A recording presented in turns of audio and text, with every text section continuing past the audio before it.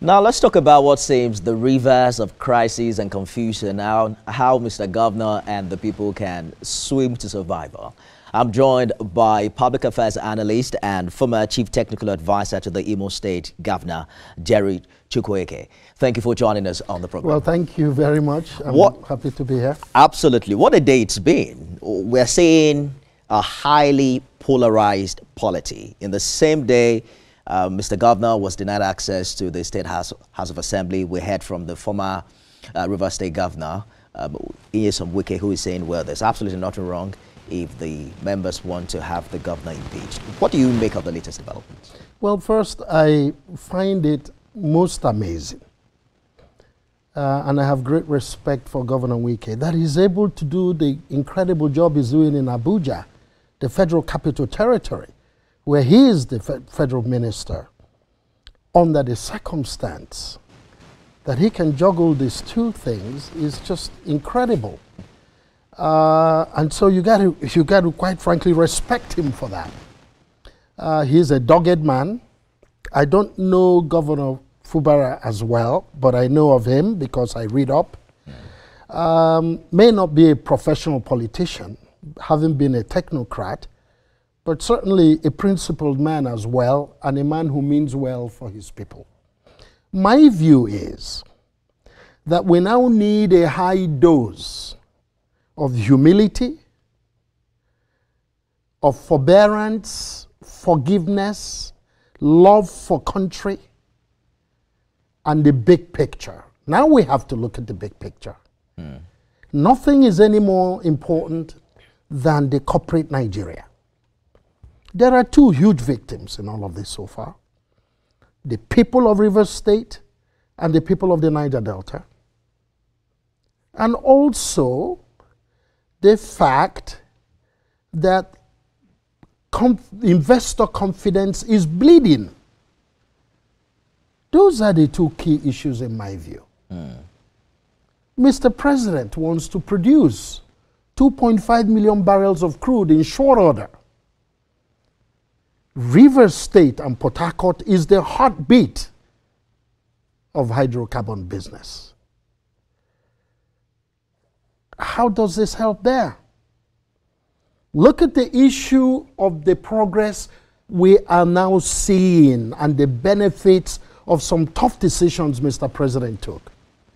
Fuel subsidy removal, the issues of stabilizing the Naira in terms of exchange rate, and the big plans, even in the Southeast by extension, because some Southeastern states are in the Niger Delta region, like Imo, where I come from. That Mr. President is focusing on connecting the Southeast to natural gas pipeline so we can power the Southeast and power the rest of the South. And also the rail line, standard gauge, connecting the Southeast to the rest of Nigeria. Look at all of these that are being put in jeopardy by this chaos.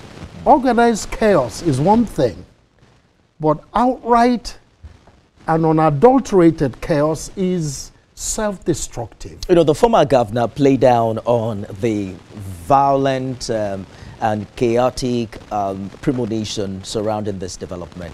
I remember having the former Inspector General of the Police on the show last week, who also mentioned that he had intel that things could snowball very rapidly if we don't find a political situation, solution to this challenge. Yes. But the former governor is saying there isn't anything like that. The challenge on the table right now is the fact that there is now a Supreme Court judgment.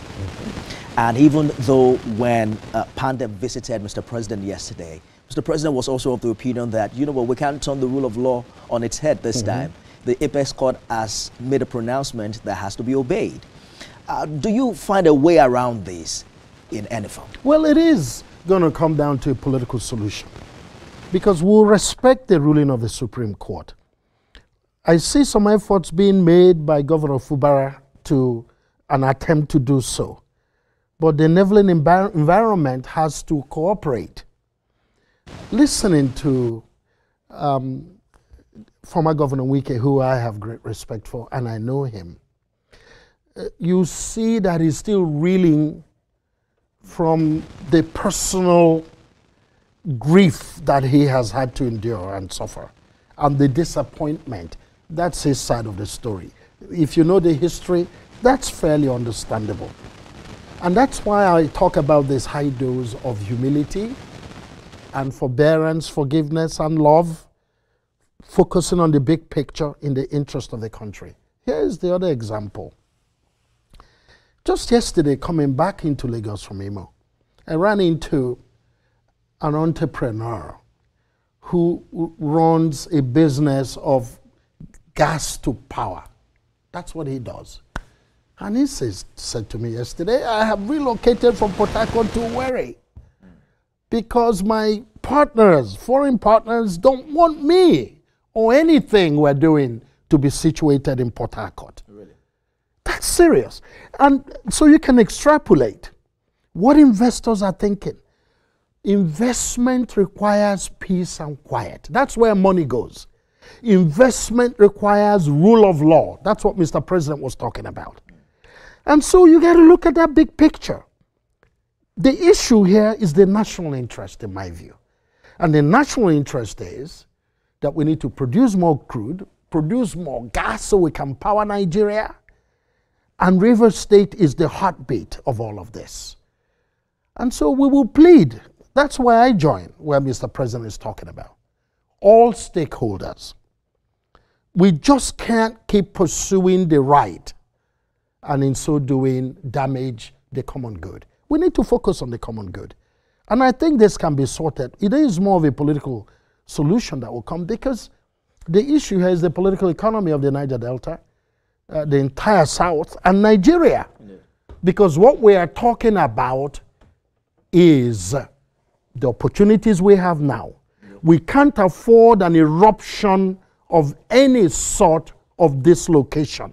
But some are asking if we're also adequately, excuse me, if we're also adequately reading the body language. I'm going to play an excerpt from that interview with the Honorable Minister with you shortly, so that we can tell precisely what you think can happen differently from what we've seen in the past days. You can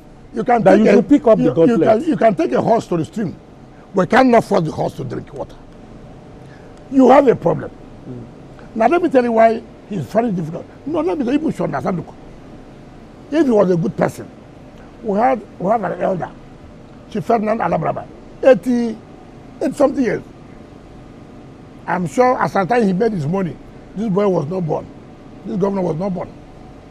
He was the one who cried in our meeting for an Ijaw man to be chosen to be governor. This elder statesman, he cried in the meeting. Because the consensus almost had treated the Ogodis. In fact, while we were there, the primary was to take place. So the primary was delayed. The rumor had even gone to the delegates that my former Commissioner of Finance, who's our Ogodi chap, is the one to be picked. This governor stepped down for him. Former Chief Technical Advisor to the Imo State Government and Public Affairs Analyst Jerry Chukwueke, thank you for staying the course on the program. Well, thank you. So it's apparent that there seemed to be a bitter rivalry between the two in this regard. And you've heard him say it's going to be very difficult if the governor doesn't even acknowledge him. How do we extend an olive branch? The Supreme Court has spoken. We have to follow through what the court has said. You heard Mr. President also said that, well, I had intervened earlier. There was even an agreement signed by the NSA and every other person. What is the way out in this matter? You are appealing, you are speaking peace, but I'm talking about the practicality of this peace. How do you see it come to fruition? Well, you know, first, the rule of law must play out. And that's part of what we're saying now. The Supreme Court has spoken. We must have a system that works. And again, I come from more of the angle of the economic impact of all of this to the Niger Delta region and the entire country as a whole. That people who put money want to see a system at work sufficiently. So the rule of law has to be respected. But having said that, I listened to the Minister Chukwueke, and former governor of Rivers State. What I see, to be honest, is he feels very aggrieved. And I don't want to read way too much into that, because I also know him to be somebody, when he takes a couple of deep breaths, would say, okay, what's in the best interest of my people? And I know he loves his people and is a committed Nigerian, and the work he's done in Abuja speaks for itself. I know him to be a pragmatist.